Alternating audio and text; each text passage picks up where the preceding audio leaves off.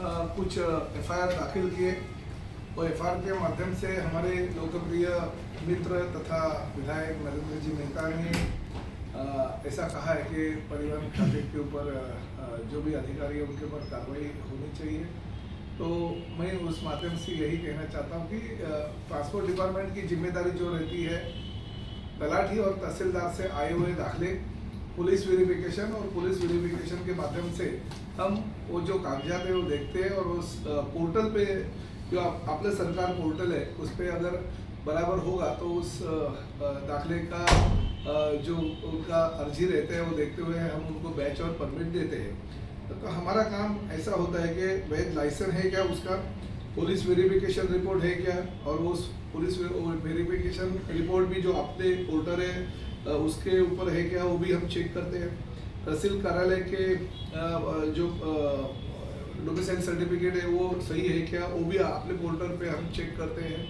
और जो उनका आधार कार्ड है वो एड्रेस सही है क्या, वो भी देखते हैं। ऑनलाइन बैच देने के लिए उन्होंने जो भी डॉक्यूमेंट्स सबमिट किए वो डॉक्यूमेंट सही है क्या, वो भी देखते हैं। और ये सब देखते हुए अपने पोर्टल यानी शासकीय जो पोर्टल है उस पर अगर सब डॉक्यूमेंट्स पुलिस वेरिफिकेशन और महसूल के जो तलाठी और तहसीलदार है उनका जो दाखिला है वो देखते हुए हम परमिट और बैच और लाइसेंस दे देते। इस माध्यम से जो भी लोग हैं उनको दिया गया था, मगर नरेंद्र मेहता जी ने जो लेटर दिया था अधिवेशन के दौरान उस लेटर के आधार पे हमने इंक्वायरी की और इंक्वायरी करते हुए हमें कुछ लोगों को डुप्लीकेट डॉक्यूमेंट्स उन्होंने हमारे पास सबमिट किए ये पता चला। तो हमने तुरंत पुलिस और तहसील कार्यालय को हमारे डिपार्टमेंट के माध्यम से चौथे महीने में मैंने 13/4/2026 को एक लेटर दिया था। उस लेटर के आधार पे हमें 11/5/2026 को उनके डिपार्टमेंट से लेटर आया कि जो आपने कंप्लीट की वो सही है और उस गलती या हो गई है, और उस माध्यम से हम कार्रवाई करें। और उस कार्रवाई के दौरान आज कुछ एफआईआर लॉन्च हो गया ऐसा मुझे पता चला। हमारे मित्र को शायद ये पता नहीं रहेगा कि हमारा डिपार्टमेंट जो है वो खाली पुलिस वेरिफिकेशन और तहसील के कार्यालय से जो दाखिले प्राप्त होते हैं उसके ऊपर वो भी हमारे अपने सरकार पोर्टल पे अगर सही रहेगा तो उसके माध्यम से हम लोग कार्रवाई करते हैं और वो कार्रवाई हमने की। इस दौरान मैंने मेरे जो आयुक्त है उनको भी बोला है कि अगर हमारे अधिकारी इसमें कुछ दोषी रहेंगे, कुछ दलालों के माध्यम से अगर गलत डॉक्यूमेंट सबमिट हुए रहेंगे तो हमारे आरटीओ के सभी अधिकारियों के ऊपर कार्रवाई होनी चाहिए। साथ ही में हमारे नरेंद्र मेहता जी को शायद ये पता नहीं रहेगा कि ये जो पोर्टल अपने सरकारी पोर्टल है ये गवर्नमेंट का पोर्टल है, होम डिपार्टमेंट का पोर्टल है, महसूल का पोर्टल है, और उस पोर्टल के माध्यम से हम आगे की कार्रवाई करते हैं। तो मैं उन्होंने जो कंप्लेंट की है माननीय गृह मंत्री के खिलाफ या महसूल मंत्री के खिलाफ, तो मैं जल्द ही हमारे गृह मंत्री और महसूल मंत्री को भी कहूँगा कि हमारे लोक लाडले विधायक का जो कंप्लेंट है वो कंप्लेंट देख लीजिए और जितने भी अधिकारी इसमें दोषी होंगे, चाहे पुलिस अधिकारी हो या चाहे महसूल के अधिकारी हो, उनके ऊपर कार्रवाई होनी चाहिए। के पहले का सब काम है, मगर एक मैं आपको बोल रहा हूँ, मुझे बदनाम करने की किसी की जरूरत नहीं है और कोई ऐसा कर भी नहीं सकता क्योंकि उतना क्लियर मैं मेरे डिपार्टमेंट के माध्यम से रहता हूँ। मैं एक ही कहना चाहता हूँ, ये तो सब पुराने हैं। मैं मंत्री अभी 1.5 साल हो गया, मगर ये सब जो दिए गए हैं अवैध लाइसेंस ये बहुत पुराने हैं। तो उसमें मैं ये जोड़ूंगा नहीं, आखिर ये कुर्सी में बैठा हूँ तो जिम्मेदारी तो मेरी बनती है। मगर फिर भी मैं ये कहना चाहता हूँ कि अपने पोर्टल जो है वो सरकार के है और ये जो उन्होंने एफआईआर लॉन्च किया है वो एफआईआर अभी लॉन्च किया।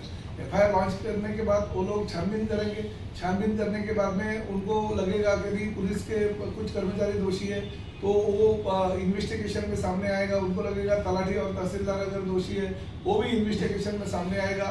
उनको अगर लगेगा कि नहीं आरटीओ को कुछ दलाल और आरटीओ के अधिकारी उसमें शामिल है, वो भी एफआईआर में वो तो सब चीजें नहीं रहती है क्योंकि एफआईआर लॉन्च होने के बाद में उसकी इंक्वायरी होती है। तो ये इंक्वायरी होगी और मैं तो यही कहना चाहता हूँ इंक्वायरी होती रहेगी बाद में, मगर हमारा डिपार्टमेंट अगर कुछ गलतियां करता है और हमारे डिपार्टमेंट के लोग अगर कुछ गलत तरीके से उन्होंने अगर दिया है तो उनके ऊपर कार्रवाई करने का स्पष्ट निर्देश मैंने मेरे कमिश्नर को दिया है।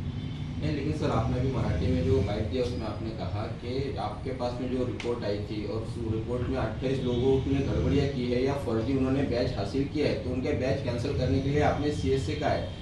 लेकिन आपके डिपार्टमेंट के जो परिवहन विभाग के जो आरटीओ वो भी इन लोगों के ऊपर एफआईआर दाखिल कर सकते थे। नहीं, ये डायरेक्ट हम एफआईआर दाखिल नहीं कर सकते। इसका कारण ऐसा है कि हमारी गलतियां नहीं है, ये महसूल डिपार्टमेंट का है। महसूल डिपार्टमेंट के लोगों के माध्यम से ये एफआईआर दाखिल हुआ है, क्योंकि मेरा वही कहना है कि देखिए ये जो लेटर है हमने, क्योंकि हमारे पास जो डॉक्यूमेंट आज भी हम कहते हैं हमारे पास जो डॉक्यूमेंट है वो सही है, इसलिए हमने बैच और उनको परमिट दिया है। तो हम जब भी कंप्लेंट प्राप्त हुई तो कंप्लेंट के अनुसार हमने 13/4/2026 को हमने खत दिया है महसूल को, क्योंकि महसूल के डिपार्टमेंट के माध्यम से ही जो कागजात आते हैं उसके माध्यम से वो छानबीन होती है। और उनका लेटर जो आया है वो आया है 11/5/2026 को। तो उनका लेटर आया कि उसमें कुछ गलतियां है, तो ये जो एफआईआर लॉन्च करने की जिम्मेदारी होती है वो महसूल डिपार्टमेंट की होती है। और उन्होंने भले लेट मगर अभी उन्होंने एफआईआर लॉन्च किया, अभी इसके माध्यम से जो छानबीन पुलिस करेंगी उसके माध्यम से सच्चाई सामने आएगी। मगर फिर भी सच्चाई जब भी आएगी तभी आएगी। अगर हमारे डिपार्टमेंट के अगर कोई दोषी होते हैं तो उनके ऊपर तुरंत कार्रवाई करने के निर्देश मैंने दे दिए है। दूसरा ऐसा है कि इनके जो गलत तरीके से अगर उन्होंने बैच लिए और गलत तरीके से अगर परमिट दिए, तो जब भी हमने ये बात हमको मालूम पड़ी और उनका लेटर आया 11/5 को, उसी दौरान 11/5 को लेटर आने के बाद हमने तुरंत हमारे स्टेट की जो कमेटी होती है वो स्टेट के कमेटी के पास उनके परमिट और उनके बैच कैंसिल करने का लेटर ऑलरेडी दे दिया और नाम भी दिया। धन्यवाद।